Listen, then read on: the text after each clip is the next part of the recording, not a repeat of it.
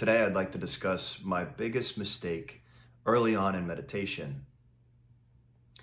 And my biggest mistake early on in meditation was that I thought somehow I could either control or push away thoughts within my mind using thought.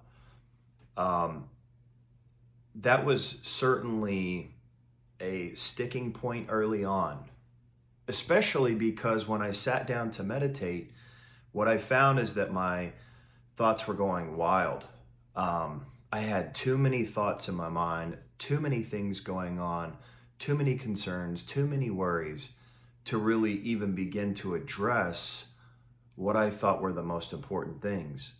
However, once that slowly started to dissipate over time, those thoughts um, began to slow down enough to where I thought I had the ability to now pick out certain um, ways of thinking. For example, I tend to struggle with negative self-talk.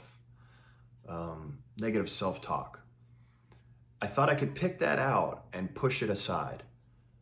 And what I found it doing is the more I resisted, the stronger those thoughts got.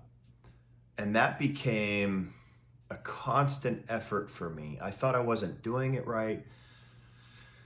I felt like I wasn't making any progress in meditation. And I thought maybe there was something wrong with me. And the more that I read into meditation, the more I found um, the purpose of meditation is not to go anywhere. Alan Watts says that the purpose of meditation is to meditate. Similar to dancing or playing music, there's really no, you don't get any type of long-term purpose out of either one of those things. The same thing is with meditation. So you're not trying to get somewhere with meditation. And by not trying to get somewhere, you get where you want to go. And that is the riddle of meditation in itself, is that by simply not trying to do anything, by simply being there, being part of the meditation, it takes you to the place that you want to go, which is, for me, was to get rid of those negative thoughts about myself, to get rid of that negative self-talk. It somehow disappeared without any action on my part. And it's similar, there's a statement in the Tao Te Ching, and it says, do you have the patience to let your mud settle and your water clear?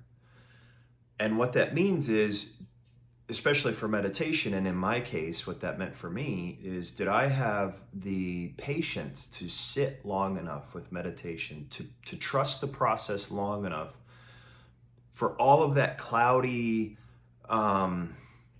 negative self-talk or poor feelings that I had towards myself, or,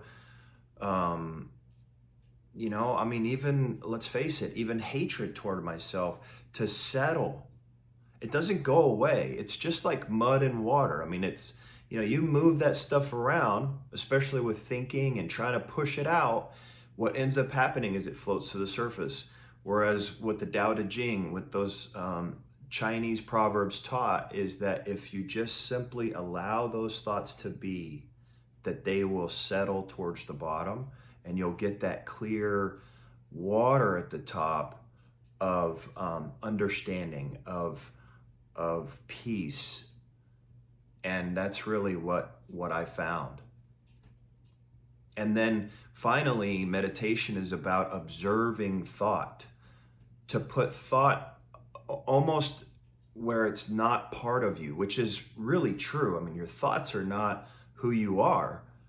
And so to observe those thoughts at a distance, to view them as clouds passing by in the sky. We are the sky. I am the sky. My thoughts are clouds. And if I just don't mess with them, they'll move along. If I just simply observe them, they'll move along. And so observation of our thoughts, especially in my case, what I can talk to, observation of my thoughts turned them into boogeymen. They were nothing.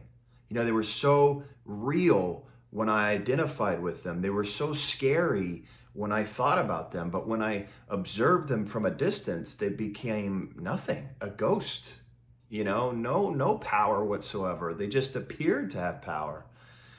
Um, and that to me was a major stepping stone in the right direction for meditation for myself.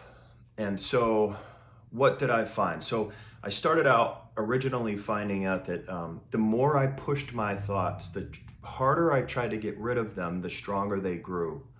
But that if I took time to let them settle, if I persevered in my meditation, I was regular every day meditating 10 to 15 minutes, that eventually I would find a break in those thoughts during my meditations that would allow me to observe them. And once I started to observe thoughts, that's where the magic happened. That's what really was magical for me. And I hope you can learn a little bit from that. I hope that those pieces of information really can help you in your meditation progress.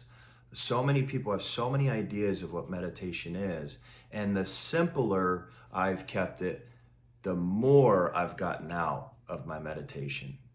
Again, my name is Tyler. Thank you for joining me. I hope you appreciated what you learned here.